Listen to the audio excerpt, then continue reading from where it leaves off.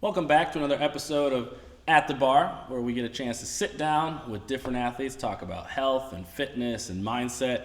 I'm Brad Marshall. Today I'm joined with Donna Albertone. So Donna, thank you for spending some time with us today. Let's kick it off with Donna, tell us a little bit about yourself. Well, Brad, you need another episode of At the Bar. And this is the best you could come up with? That's it. Right here? That's You it. need to widen your circle. You need to widen your circle. Tell you about myself. Well, I don't do that often. I don't tell things about myself to people too much. So I really don't even know where to begin other than I'm here at Shoefly and I come every day as much as possible and try to get as fit as possible. I like it. It's funny being on the opposite side of the interviewer seat now, so now I get to ask you the questions. So as you mentioned there... The hot seat is what it is. That's right. So as you think about and as you mentioned, coming in every day, just trying to be as fit as you can, stay healthy. So just talk to us a little bit about what has your health and fitness journey been like as you think about over the years, different things you've tried out, different things you've liked, not liked. What's that look like? Oh, that's a hot mess is what that looks like. What comes into my head is for my 50th birthday, somebody had made a collage, your life in pictures sort of thing. And as I looked at that array, really the only thing that could have been was, oh, look, Donna's got dark hair. Oh, look, Donna's got blonde hair. Oh, look, Donna's thin. Oh, look, Donna's fat. Oh, look, Donna's fat again. Oh, look, Donna's fatter still. Donna's now got some red color in her hair that doesn't work. So, it's just been the smorgasbord of up and down. And, I think at different points in my life, certainly having 2 children and, pregnancy weight and some of that sort of stuff and just always the up and down, and that's kind of been my story. And when I lose weight, somebody says, "Oh, you look great," and I said, "Wait 5 minutes, I'll be fat again. Don't worry about it." It's so interesting because I think so many people can relate to that, of whether you want to call it the yo-yo, the highs and lows. It's just health and fitness isn't just this one linear progression of we just constantly are getting better and better. So as you think through some of the different things in your life, you mentioned having kids. What do you think led to some of that just kind of up and downness of your health and fitness journey? For me, I was building a career, and sometimes that fitness had to be put on the back burner, or, I was doing things that weren't particularly effective, not looking at a diet, following a diet, but it really wasn't the most effective thing for me. And then getting real serious about it again and getting into it and seeking some help and advice, and then that would work, and then life would happen again. And later on, I was in a position where I was taking care of both of my parents, elderly parents, and again, fitness had to go onto the back burner. And as I look back, I wouldn't change any of those things. Yeah. I wouldn't. I would still take care of my parents. I would still respond to the stressors in my life that I had. It's just that health sometimes took the back seat. Yeah. And now, fortunately, I'm in a place where I can make it a priority, and I enjoy making it a priority. I always laugh.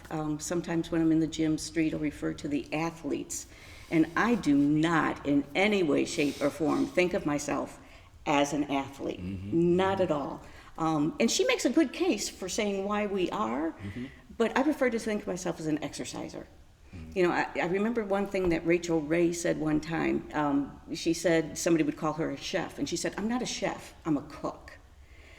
And that's kind of how I think of myself. I'm not in this athlete realm, but I'm an exerciser, and I believe in exercise and being as fit as I can. Because right now, I'm at the point where it doesn't matter so much to me what the scale says. I'm trying to fight off heart disease, stroke, diabetes. Those are the things that are at my forefront right now, and just the whole mental benefits of working out and feeling better. So those are my priorities a little bit more than what the scale says at this time. Yeah, there's so many things that I want to dive into and unpack there. And the first one I want to talk about is what you talked about is, as an exerciser, finding something that you enjoy or something that's fun for you. Over the years, what are some of the things that you found that you do enjoy, or some of the exercises you enjoy?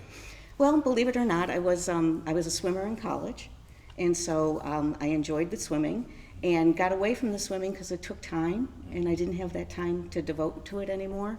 And I took up running, and I enjoyed that, and I'll still go out, and we can't call it running, it's waddling. I kind of waddle along, but I enjoy that.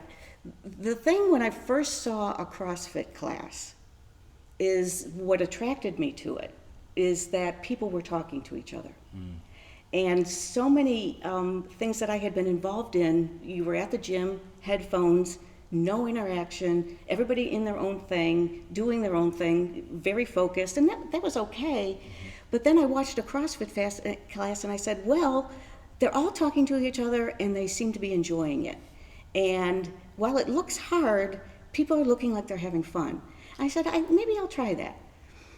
And that's how I am. I just dive into something not knowing if it's the right thing or not. And I guess the ignorance was what I needed, because then I got in there and I said, holy cow, this is difficult. But that was attractive to me. Yeah. Because I had found I had missed effort. I was missing effort. And today I can go and eat whatever I want to eat whenever I want to eat it. I can watch any show I want to watch whenever I want to watch it. There's very few things I have to put a lot of effort into. I can get in my car and go anywhere. This required me to exert effort, and I found that effort made me feel really alive. Yeah. And then walking out, I felt like I accomplished something. So I like the feeling of effort. I like the feeling of feeling alive, and I like the the feeling of accomplishment at the end. And those are the three things that drove me to stay with the CrossFit. Nice. And that's transitioned to some other fitness and exercise options for you. I know you enjoy cycling, and so when you think about effort and how that plays such a role in feeling accomplished and setting goals, what are some of the things you've done outside of our gym here that have pushed yourself physically? Well, as I got healthier and I got fitter, I had this bike at home, and I said, well, let's get on the bike and do this. And I told a friend, well, I'm going to get on my bike. She said, you know what you should do? You should do at the end of the summer, there's this 200-mile benefit for multiple sclerosis, for MS. You should do that. And I took that as like a challenge. And I said, well, that sounds pretty good. That sounds like something to do. And I'm a person, I need a goal. And if I verbalize that goal and put it in the universe, that's it. I can't go back on it. I got to go. And I agreed to do it. And I had a summer to train for it. The suggestion came into my mind in May, and that was going to be in September. And I said, that's enough time. And so I started training for this biking, and it was very similar to the feelings from CrossFit. It was a lot of effort, and it made me feel like I was all in, and there was a sense of accomplishment when I came back with my bike. There were many days of tears of what am I doing? I can't do this. But for me, I need to find where my line is. I need to find my line, and give me with anything. Tell me there's a line there. I'm either going to walk right up to it or I'm going to cross it. And cycling let me find what my line is, and can I go over it? Okay, so I did 45 miles today. Can I eke out 50? Can I eke out 55? And so that was, and to make a long story short, I did not get the 200 miles the first year. I got 100 on the first day and failed miserably on the second day. Trained the next summer to do it again, and I was taken out by the hurricane. The event was canceled. And I said, that's it. I'm not doing this again. I have dedicated enough time to this 200 miles. But here I am in almost March 2020, and I'm here to say I am going to attempt the 200 miles in September this year. Yeah. And I love what you talked about there is that effort, having a goal, and working towards accomplishment. And we've heard this as a theme through some of these different episodes, is having that belief system, or that I can do hard and difficult things, is such a powerful statement to be able to say. And so whenever you come to the gym and I know you say, I don't think I can work through this workout, I'm like, this is 15 to 20 minutes of working. You're trying to bike 200 miles in 2 days. I think we can handle a 20-minute workout for today. And it's amazing to see how that applies both in and out of the gym. That mindset of I can do difficult things. Yeah, but I also want to point out there's nothing special about me. There's nothing, there's 10 to 20 of me's in that come to Shoe Fly. There are people who've achieved what they couldn't think they could achieve. There are other people who have lost a lot of weight. There's just, nothing special about me with this. It's just the belief system, as you said. And it's funny. I really say, when I'm doing something in my mind, I'm doing the same weight that everyone else is doing. But I'm not. On my bar is maybe 30 pounds, 35 pounds, but in my mind, I'm doing the RX workout, what should be as prescribed. And I have to do it that way, because if I fill it with, I'm not as good, I can't do that weight. A flower doesn't grow by pulling on it. And so I'm not going to get better with negativity. And that flower can't flourish if it's being pulled on. And so that's negative thoughts. So I am, like with the rope climbs today, I was doing legless rope climbs. And meanwhile, all I was trying to do was hoist my body from the ground. But I had to believe that my effort was as good as anyone else's. Yeah. I think that's a phenomenal segue into when we start looking at the mindset and different thought patterns or skills you've learned or cultivated over time. You've already talked about the ability to put hard effort in, having goals, working towards accomplishment, having a community. Right there, you talked about reframing the way we think about things, having more of a positive aspect to it. So when you think about the role that, whether it's CrossFit, working out, biking, has played on your mindset and the way that comes out in your everyday life, because like you said, you're working out for an hour a day. There's 23 other hours in the day. So how does what you're doing in and out of the gym impact your mindset? By nature, I'm not a positive person. The joke is among people who know me very well, the glass is half empty, the glass is half full. Donna doesn't even have a glass. So it's been very helpful to me to change things around to a place of positivity and gratitude. Yeah. And the mental aspects of anything, whether it's the biking or going out for a long walk or whether it's in CrossFit, really helps me to change that sort of thinking. I'm not a Donna Downer, I don't want to think. I just tend to go to that, that may be, but, and everybody needs that person to not always live in this Pollyanna, but this has helped me to find a better balance with being more positive about things. Yeah, I think that's so powerful to say. Most of us are hardwired to be negative. We find and notice and remember the things that aren't going so well in our lives. So having this opportunity to shift or just bring a little bit more gratitude, positivity, and can make such a big difference. It's funny, in biking, there's kind of this joke and saying that as you're going and you see this incline in front of you, and you're just thinking, hell no. Not just no, but hell no. Yeah. Somebody behind you to say, you know what we say in biking when you come to a hill? Just get over it. And that has been, you just get over it. Yeah. What are you going to do? Stop? Yeah. Go backwards? Just go. Yeah. And that is what I apply to everything. There's another 5 minutes left in this workout. What are you going to do? Just stop? Just get over it. Yeah. Just go. It's amazing that carryover, the things you learn and teach yourself. These are skills, the ability to endure and be challenged. But we put such boundaries on ourselves. Yeah. And I just, the biking and the CrossFit has just helped me to shatter those boundaries. And all those are self-imposed. Yeah. They're just self-imposed. I can stand next to somebody who's doing massive weight, and I'm doing my weight. Our effort is the same. Exactly. Yeah. And once I came to accept that and know where my sort of place was with that, it became much more enjoyable. Yeah. That I didn't have to meet these expectations or that expectations or within this box. This is mine. Yeah, and you're creating essentially the life that you'd want, and not only just through the fitness aspect, but the other thing you mentioned too was the things that you're most concerned about, those health biomarkers, things like that. You want to have a long life, but you also want to have an enjoyable life that you're able to move and have good quality of life. and this is giving you a little bit of an opportunity to do just that. Yeah, I'm 59,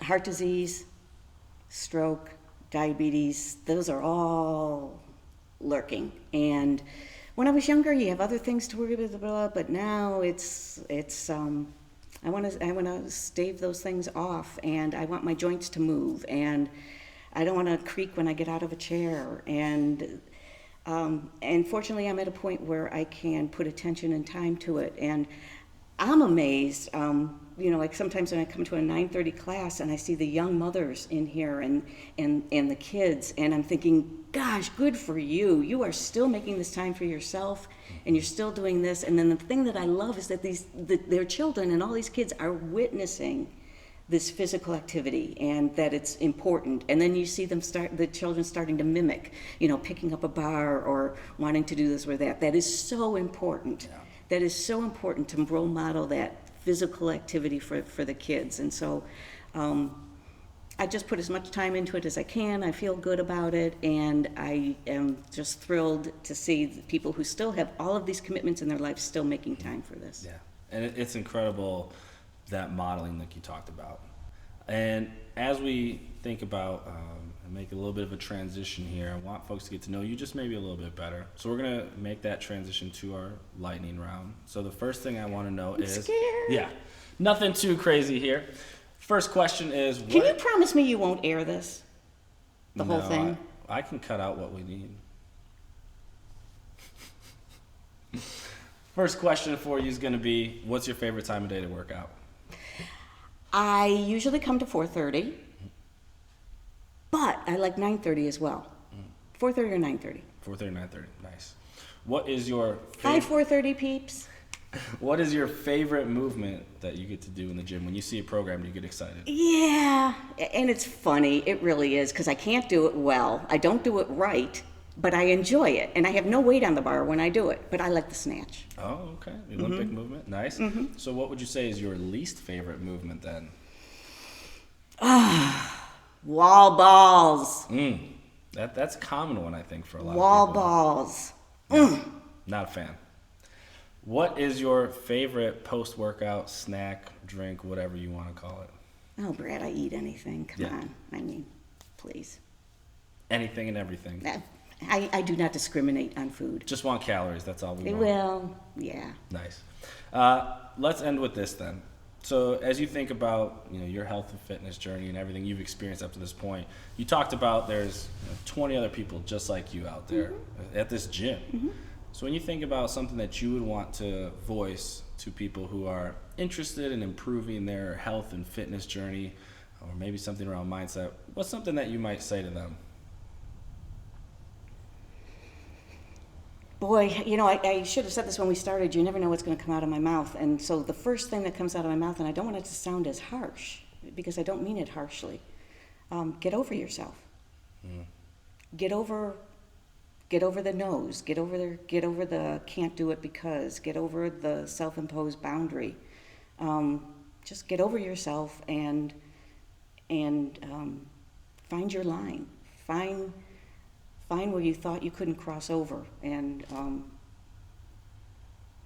you can do it. Yeah. You have to do it. I love it. I love the idea of getting over yourself, getting rid of those expectations, the comparisons. All of that can really pull us down and not allow us to live the life that we might like to. And I think you just found a new slogan for a shirt, Find Your Line. We might have to get that made into a shirt and sell that off to the folks out there. So. Yep, find your line. Find your line, and once you find the line, then you got to keep moving it. Yeah, keep pushing it. Yeah. Well, Donna, thanks so much for being with us today on At the Bar. Survived it. Get out of the hot seat. I know. If you enjoyed today's episode with Donna, feel free to like and subscribe so you can stay up to date with what's coming your way from At the Bar as we continue to sit down with new and different athletes, learn about them and their journeys, and see if there's things that are applicable to you as well. Thanks so much for joining us today.